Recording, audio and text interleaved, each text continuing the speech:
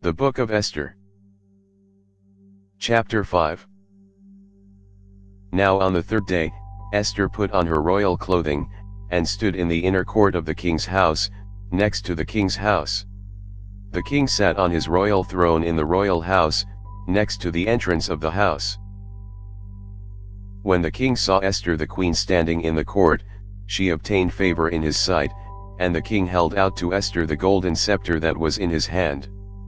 So Esther came near, and touched the top of the scepter. Then the king asked her, "What would you like, Queen Esther? What is your request? It shall be given you even to the half of the kingdom." Esther said, "If it seems good to the king, let the king and Haman come today to the banquet that I have prepared for him."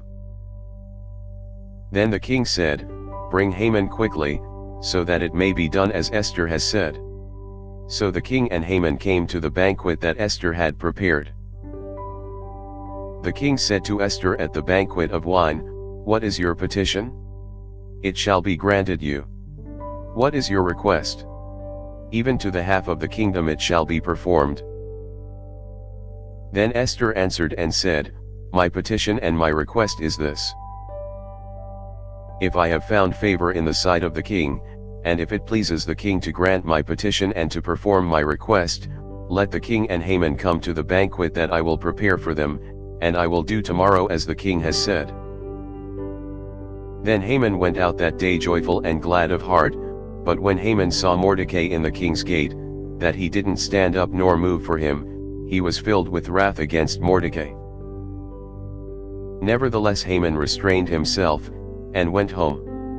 There, he sent and called for his friends and Zeresh his wife. Haman recounted to them the glory of his riches, the multitude of his children, all the things in which the king had promoted him, and how he had advanced him above the princes and servants of the king.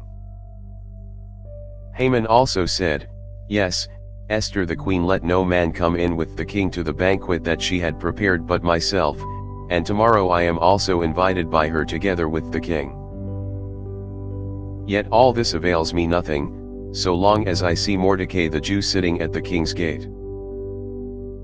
Then Zeresh his wife and all his friends said to him, "Let a gallows be made 50 cubits high, and in the morning speak to the king about hanging Mordecai on it.